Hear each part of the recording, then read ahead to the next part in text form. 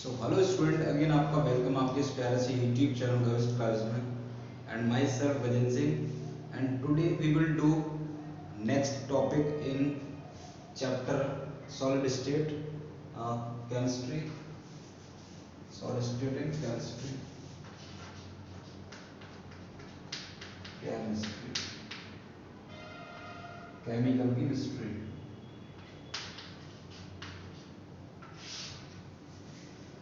So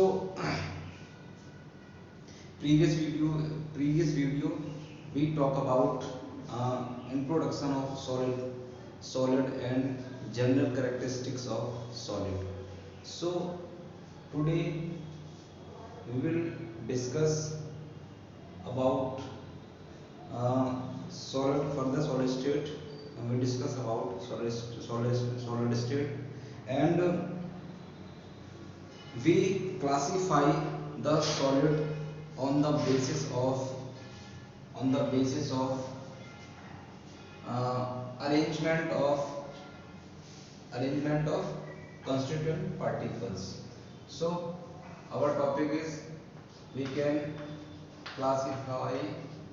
classification of solid. Classification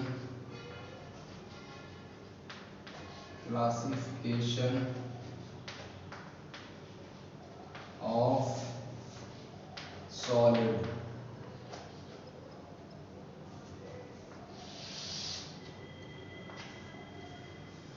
So classification of solid, there are two bases.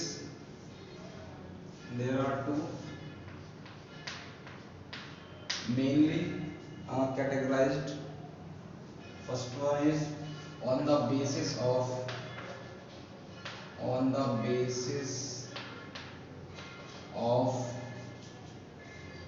arrangement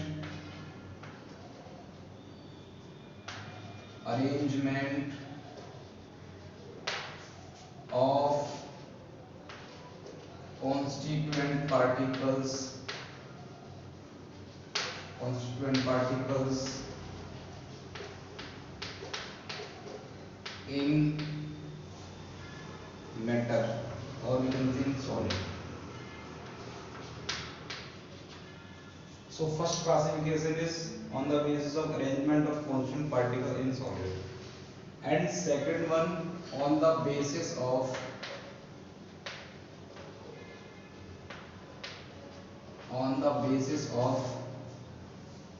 force of attraction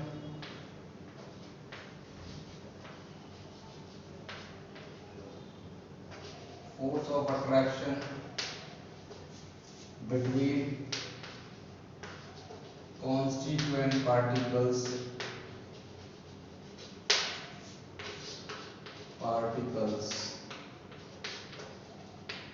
So there are mainly two bases we classify solid. First one is on the basis of arrangement of constituent particles in solid, and on the basis of force of attraction between constituent particle in solid. So there are two classification.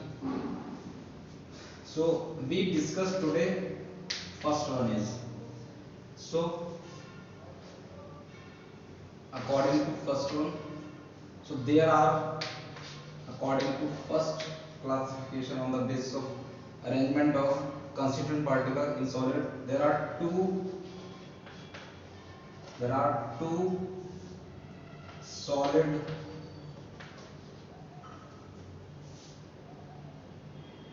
that is, first one is crystalline solid,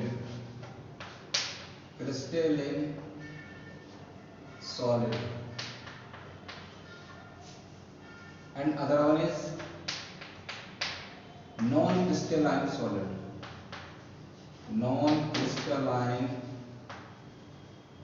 solid. So there are two categories. There are two subcategories on the basis of arrangement of constituent particles in solid. So first one is crystalline solids and second one is non-crystalline solids. and this solids also we can call amorphous solid amorphous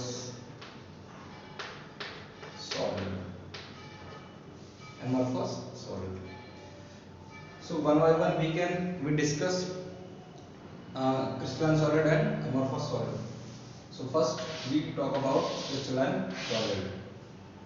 So crystalline solid, what crystalline solid? Crystalline solid, crystalline solid. So first of all we can write particular definition, and after that we discussed and explain it. Those crystalline solids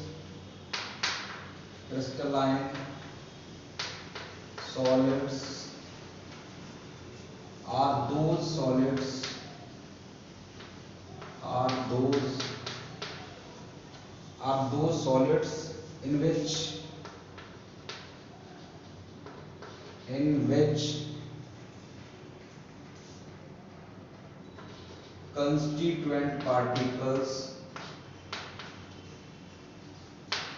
constituent particles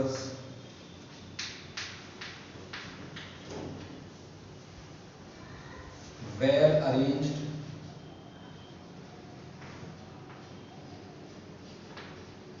in long range.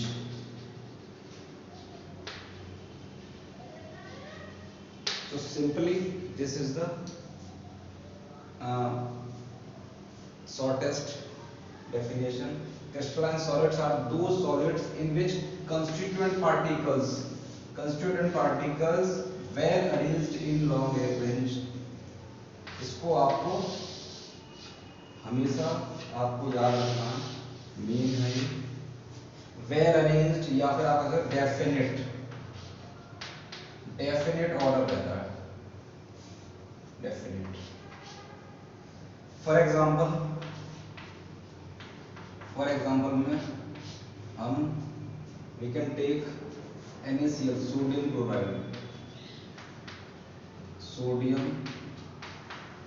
Chloride, that is NaCl. NaCl is a crystalline solid, and or we can quartz. These are the crystalline solids. Further discuss करते हैं दूसरा. ये तो first था. Second one is amorphous solid. amorphous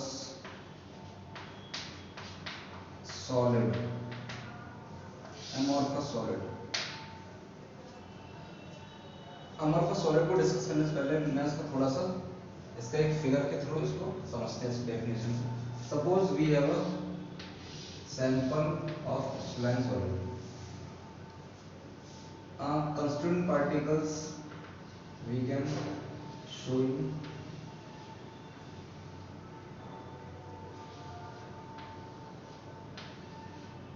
These are the constituent particles.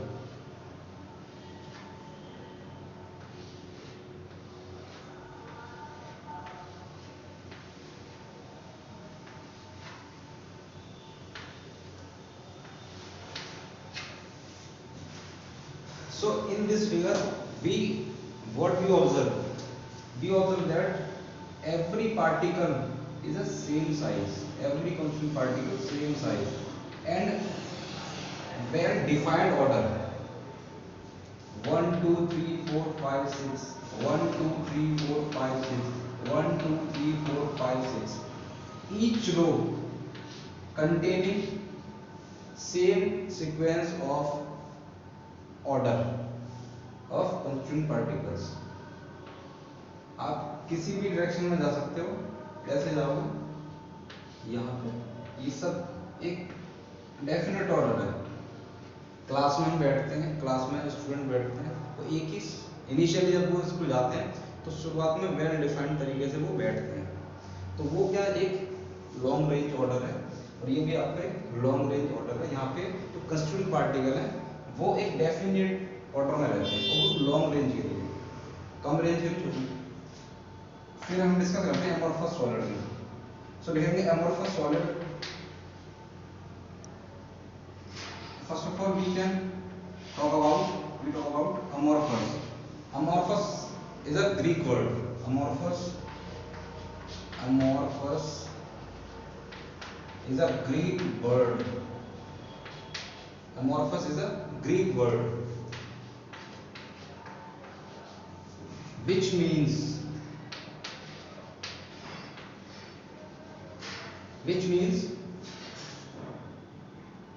irregular shape. Which means irregular, or we can say no form. Amorphous is a Greek word which means irregular. So amorphous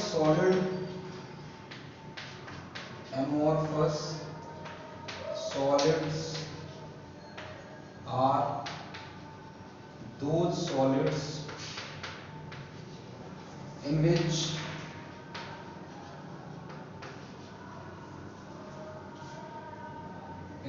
constituent particles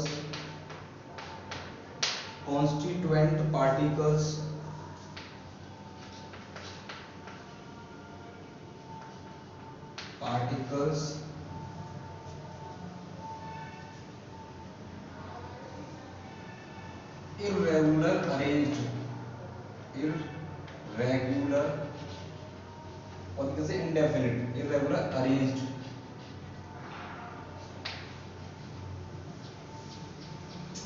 or you can say regular arranged in short range, irregular arranged in long range कह सकते हैं इसको, but regular arrange in short range.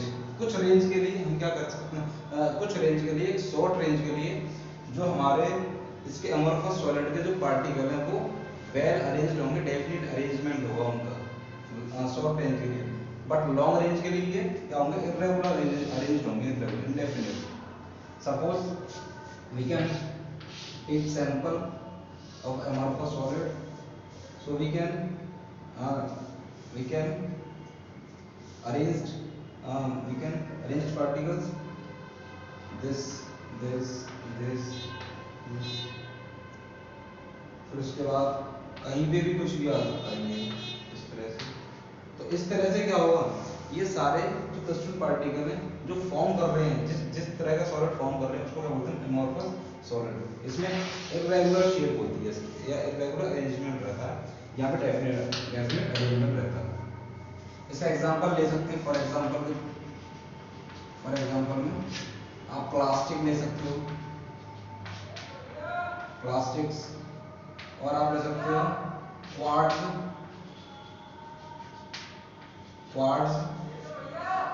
Glass. तो इस तरह से हमारा जो डिस्कशन था, तो आप इसको स्क्रीनशॉट ले सकते हो, अपना जो वीडियो है आप बना सकते हो, अपना जो लेक्चर है वो आप ऐसे बना सकते हो, बाकी कर।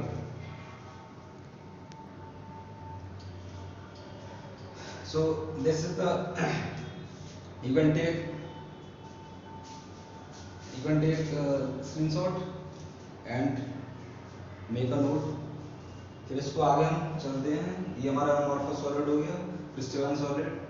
फिर इसके बाद इसका डिस्टिंक्शन करते हैं, distinguish between crystalline solid and amorphous solid. So rough करते हैं इसको।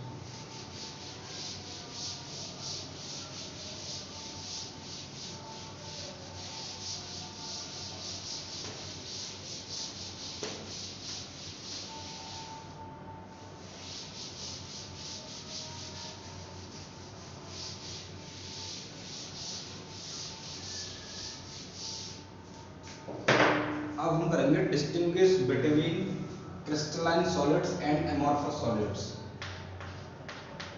Distinguish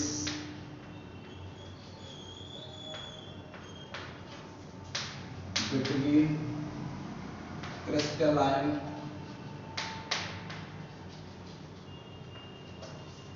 solid and amorphous solid, amorphous solids।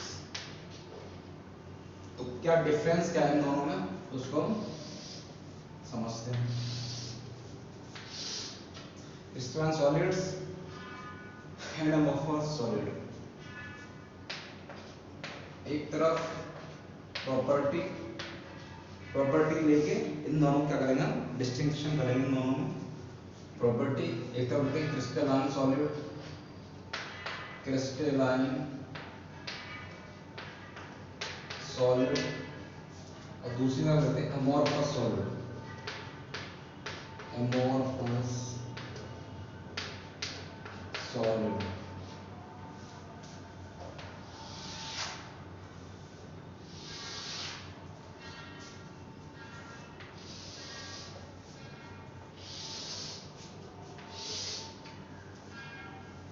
तो फर्स्ट प्रॉपर्टी बात करेंगे according to on the basis of shape.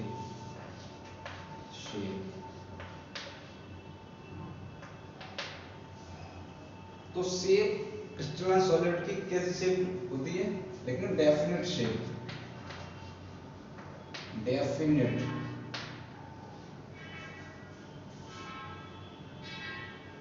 Definite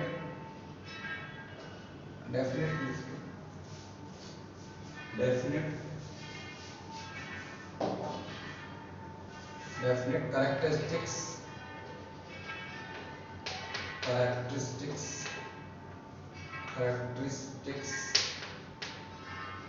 geometrical shape,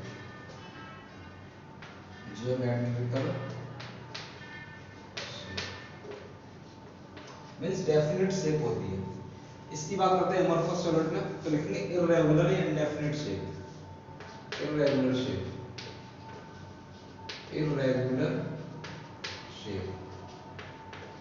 because of constituent particles, इसमें well defined तरीके से arrange रहते हैं कॉन्स्टिट्यूएंट पार्टिकल्स, तो इसलिए इसकी शेप कहते हैं डेफिनेट हो जाती है। इसमें क्या होते हैं, इर्रेगुलर शेप रहती है due to constituent particles. Second property की बात करेंगे। सेकंड प्रॉपर्टी है आपकी melting point,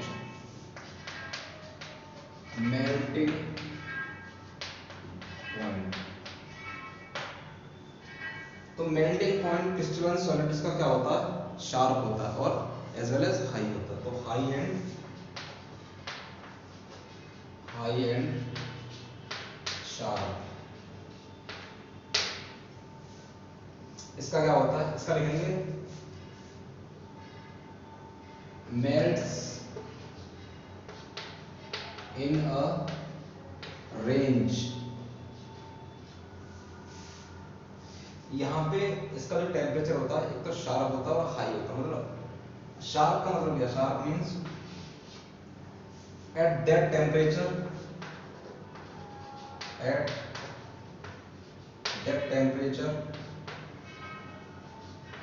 at which solid melt fully।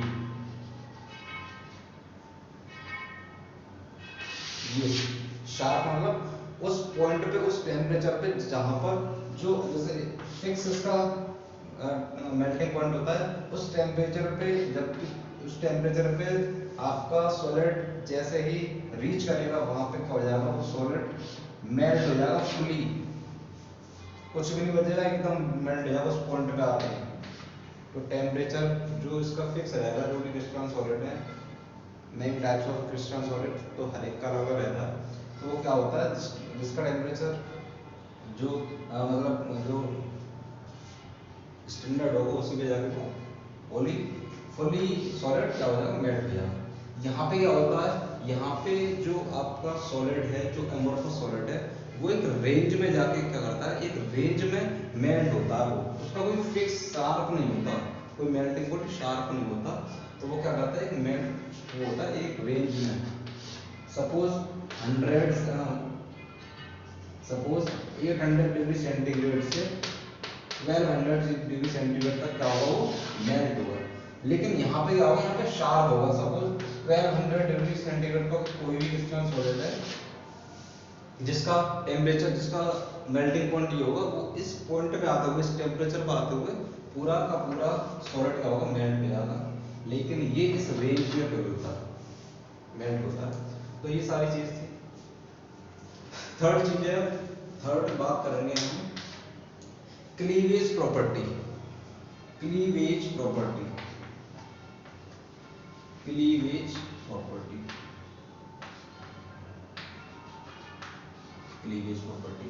तो क्लीवेज प्रॉपर्टी में क्या होता है,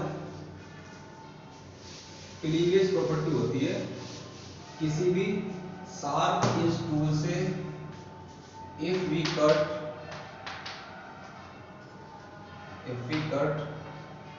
with sharp edge tool, so we got a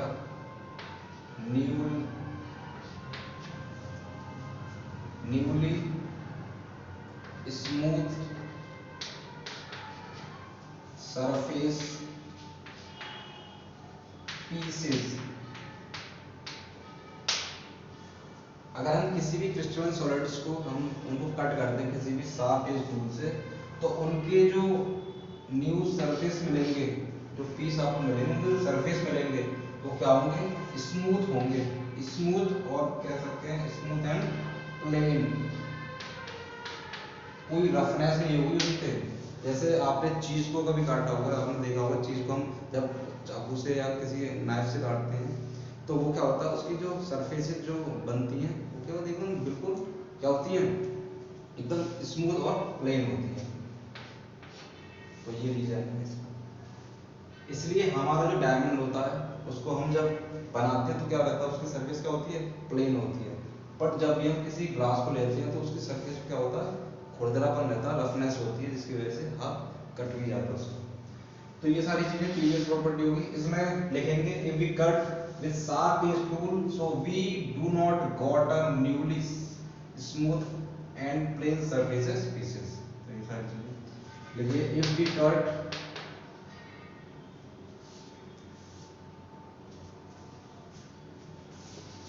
short में लिखते हैं we does not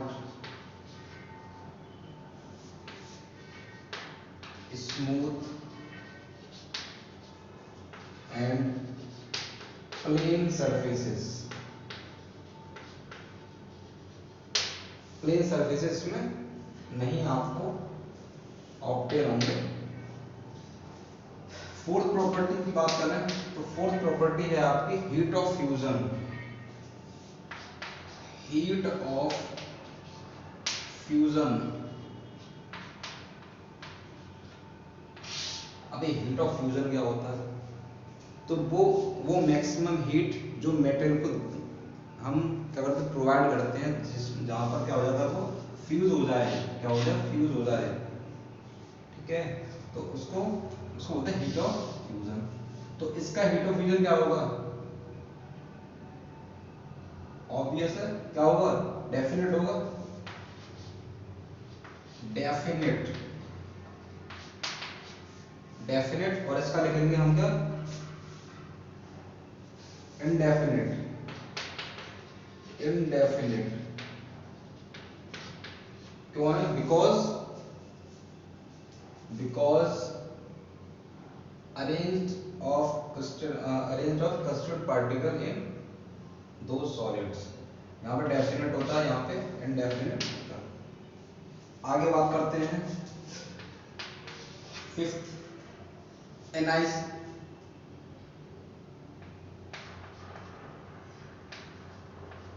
एनआइसोट्रोपी।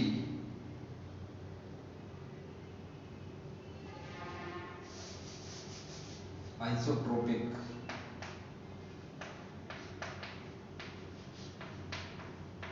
आइसोट्रोपिक की। तो आइसोट्रोपिक क्या होते हैं,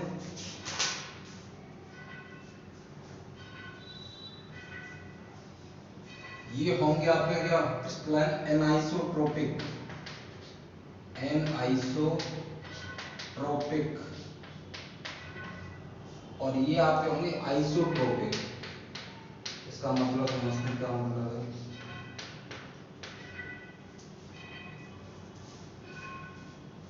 anisotropic, एनाइसोट्रोपी,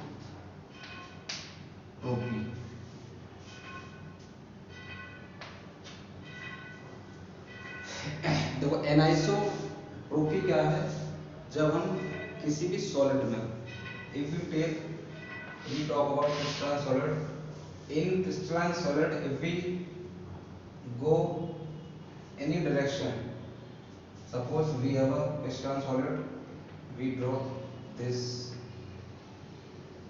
this is the another crystalline particle, with this, फिर another constant particles, and फिर this, फिर इसके बाद ये, फिर this, फिर ये,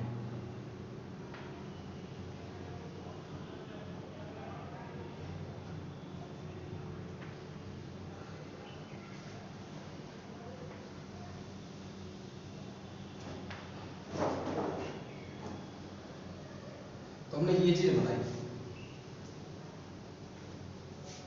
अब हम देखते हैं अगर हम ऐसे चल रहे हैं, ये चीज ऐसे चले इस डायरेक्शन में ऐसे, तो हमें क्या ऑब्जर्व क्या हो रहा है, ये सेम आपके क्या कॉन्स्टिट्यूएंट पार्टिकल्स आपको मिल रहे हैं। अगर हम ऐसे चलें इस डायरेक्शन में तो क्या हो रहा है, क्या सेम प्रॉपर्टी होगी, फिजिकल प्रॉपर्टी चेंज हो जाएगी, क्योंकि यहाँ पे ये वाला कॉन्स्टिट्यूएंट पार्टिकल, फिर यहाँ पे अनदर, फिर ये रिपीट हो गया। तो क्या हो रहा है, हम किसी भी डायरेक्शन में जा रहे हैं, मतलब अपनी डायरेक्शन को हम चेंज कर रहे हैं, तो उस हिसाब से क्या हो रही है, फिजिकल प्रॉपर्टीज चेंज हो रही है अकॉर्डिंग टू डायरेक्शन। ये हो क्यों रहा है, क्योंकि ये वेल डिफाइंड अरेंजमेंट है, जिसकी वजह से एक किसी एक डायरेक्शन में तो आपको सही आपको पार्टिकल मिलेंगे, पार्टिकल सेम प्रॉपर्टी के, बट अनदर डायरेक्शन में हम चलेंगे तो क्या होगा, अनदर कांस्टेंट पार्टिकल्स मिलेंगे, जैसे यहाँ पे आपको देखने, यहाँ पे जल्दी देखिएगा। तो ये सारी चीजें, तो ये क्या होते हैं, इसलिए उनको बोलते हैं एनाइसोट्रोपिक, इनको बोलते हैं आइसोट्रोपिक। इनको आइसोट्रोपिक क्यों बोलते हैं, क्योंकि पहले से क्या इर्रेगुलर है, कोई अरेंजमेंट ही नहीं है यहाँ पे, तो आप किसी भी डायरेक्शन में चले जाओ, वहां पे क्या होगा, सेम रहेगी प्रॉपर्टी, फिजिकल प्रॉपर्टी सेम रहेगी किसी भी डायरेक्शन में। अगर हम रिफ्रैक्टिव इंडेक्स की बात करें, फॉर एग्जांपल के तौर पे हम रिफ्रैक्टिव इंडेक्स की बात कर रहे हैं, ये आपकी एक फिजिकल प्रॉपर्टी है, रिफ्रैक्टिव इंडेक्स फिजिक्स में आता है लाइट में। तो ये रिफ्रैक्टिव इंडेक्स यहाँ क्या होगा, यहाँ पे क्या होगा, डिफरेंट, और यहाँ पे क्या होगा, ये रिफ्रैक्टिव इंडेक्स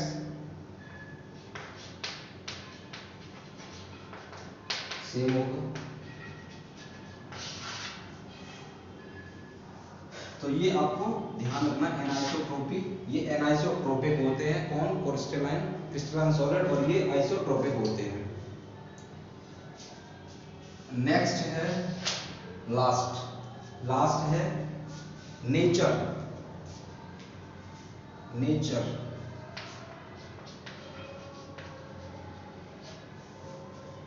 तो हम बात करेंगे, तो ये हमारा नेचर में, इसको मैं रफ करता हूं, नेचर में हमारा ये जो होता है, ये ट्रू सॉलिड्स होते हैं, ट्रू सॉलिड, ये एक्चुअल में सॉलिड है, बट ये क्या है, इनको बोलते हैं हम सूडो सॉलिड, सूडो सॉलिड।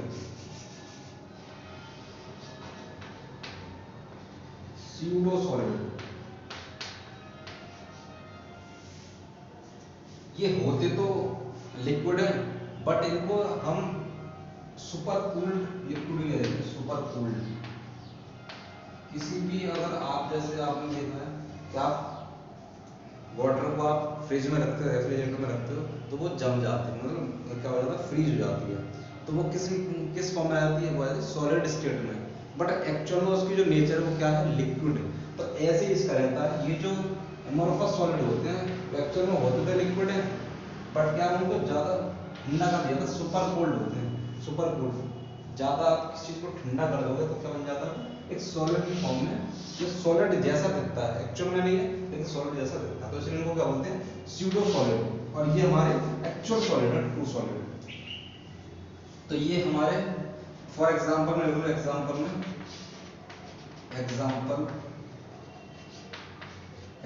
में ये आप लिख लो, इसमें NaCl, और यहाँ पे लिख सकते हो आप